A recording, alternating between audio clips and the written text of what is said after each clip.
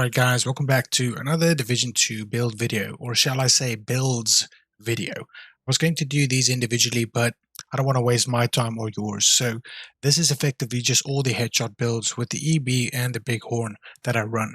And they are obviously very strong. So in starting with the order of the intro clips, let's start with the Bighorn. So what I like to run, concussion is super underrated personally in my opinion, especially on headshot builds. I do not see a lot of people run this, but this build, everything is pretty much rolled for headshot. Double headshot on the face piece, headshot, headshot, headshot. It's not even optimized perfectly.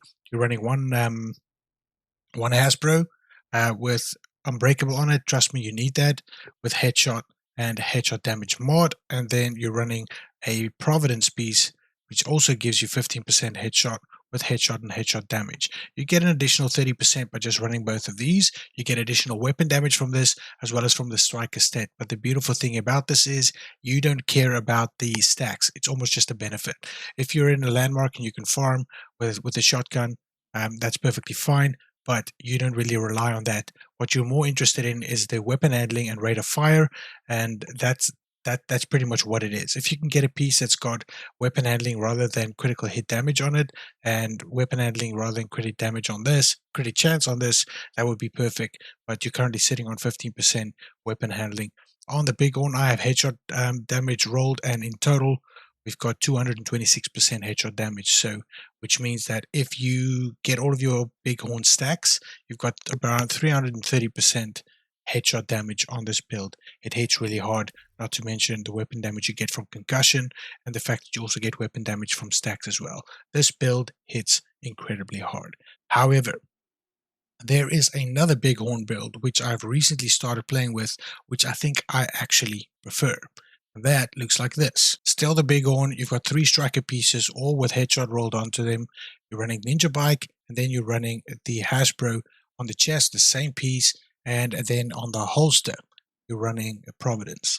Here you've got additional pretty chance that comes with it, but you also got weapon handling rolled onto this.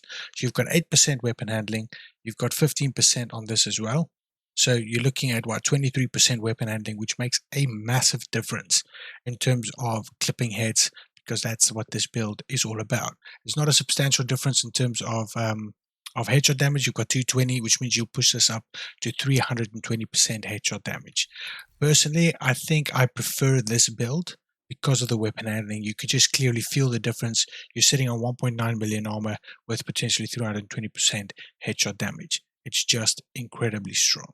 So that is the second Bighorn build. Let's get into the EB builds that I like to run. So this is the EB build. You're sitting on around 160 headshot damage. It's not a lot. Don't care about those things. You're sitting on 1.9 million armor. You also got Unbreakable on here. Everything is rolled to headshots on the striker pieces, and of course memento is memento. The reason I like starting with this, if I'm going to play EB striker or EB headshot striker, is the whole point I'm putting the EB as a headshot, as part of a headshot build rather than a critical hit damage build. I feel that if you are running the EB, you need to run headshots because you're going for headshots to get tenacity buff anyway. You might as well focus the damage on that area, regardless if you miss a couple of shots. Now that's where the momentum comes in. additional 30% weapon damage in case you miss a headshot and it hits a shoulder or a chest or whatever. You still got the additional 30% weapon damage to help with that, and not to mention it's going to give you regen. And when you combine all of this stuff, the 30% additional weapon damage with 160 headshot damage plus the potential stacks that you're going to get from the striker set, it really does hit hard. And that would be my go-to starting build. If I run into the Darkzone solo, I would run this. Not to mention tenacity gets me killed much more than actually doing justice. So the fact that you can clip someone, get the tenacity buff, almost lose all of your health, and then just pick up the ticket and get that armor, it helps with the tenacity debuff or the health decline that you're going to receive at that point in time, not to mention the regen that also kicks in. So the synergy of this just makes sense.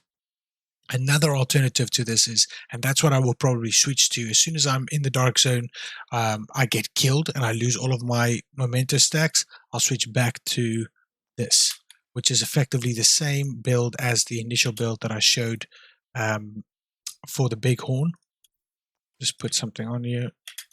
Do that, and you'll have 186 headshot damage, but you won't have the additional weapon damage that comes with the